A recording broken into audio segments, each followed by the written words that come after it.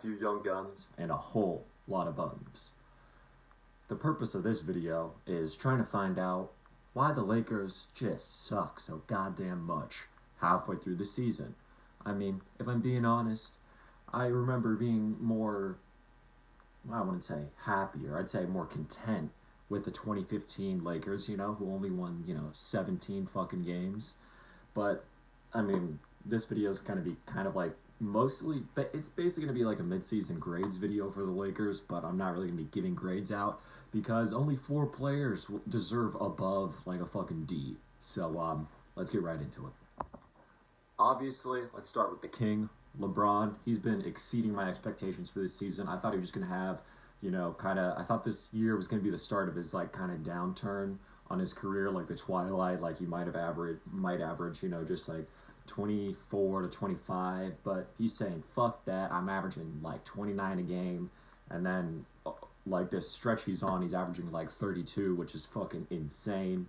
And, yeah, I mean, LeBron, I don't know how much longer he could play like this, if I'm being honest. Like, it's every time he goes out on the court, like, I'm just fucking worried that he's playing too many minutes, and he's just gonna get fucking injured being on this bullshit fucking team.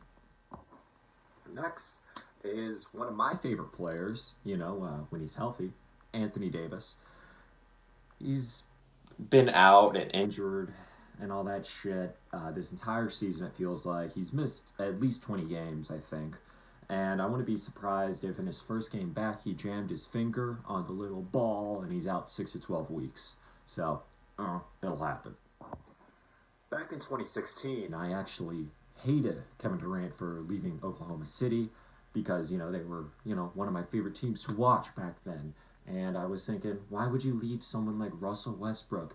He's an amazing playmaker. He gets triple doubles. He could score the ball. He can pass the ball, I guess. He could rebound. He could, all 3 things that are very important to basketball. Yet, now that he's on my team, I find myself agreeing with Kevin Durant. If I was Kevin Durant in his shoes, I would have fucking left OKC too, if I'm being honest. Fucking Russell Westbrook is probably, this is easily the worst season he's had, and of course it's on the fucking Lakers, but that could just be attributed to the fact that he's not really a great fit with LeBron because they're both super ball-dominant players, but I don't really fucking know. And Westbrook, every time I watch him, it's kind of like watching an alcoholic who doesn't know when to stop drinking. He could be 0 for 10, and then he's still going to keep shooting, which, hey, I got to appreciate the confidence in that. But, I mean, it's come on, put the fucking glass down, my guy.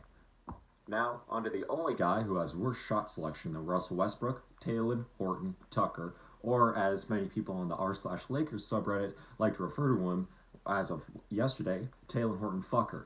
This motherfucker just, oh my god, he just, it made me so fucking irate. I was fucking screaming while I was watching the football game. I had the Laker game on my phone because we were getting blown out yesterday, as you guys know. And maybe we were down 7 with a couple minutes left in the 4th quarter against Miami. And this guy just he sees the edge of the Heat logo. He's like, you know what? I'm a sub 40, or I think he has a 33% 3-point percentage or something. I don't fucking know the exact number, I'm just guessing. This dude fucking bricks the shit out of it. That was probably one of the worst shots I've seen in a fucking while. And it's just, oh my god. He has so much potential, but this motherfucker just, his basketball IQ is just literally sub-zero. That shit is, If I'm being honest, Carmelo Anthony, he's outplaying what I thought he would do. I thought he was just going to be a corpse out there, but instead he's only a corpse on defense. As soon as he gets to the offensive side of the ball, he looks like it's fucking 2012 again. So, hey, who fucking knows? Malik Monk is actually having a pretty good season in my eyes. He's one out of the 4 players I'm actually happy with. So, I don't really have anything bad to say about him right now. I mean, he could improve on defense, but you could say that about the entire Lakers team. So, he's great on offense. He's a good ball handler right now. So, I'm happy with what he's doing. Now, Avery fucking Bradley is supposed to be that defensive stopper guard who could lock up anyone from, fucking Chris Middleton to Steph Curry. But, the way he's playing this season, I'm not too sure if he would stop Smush Parker from scoring 50 points on his fucking head. Austin Reeves and Stanley Johnson, both other players that I do not have anything bad to say about. They are just good hustle players, and, every time they're on the court, I feel like the offense kind of comes alive, or at least the defense, especially with Stanley Johnson. Other than Anthony Davis, I'm pretty sure that Stanley Johnson, and obviously, Dwight Howard, but he's probably like one of the best defensive players we have right now.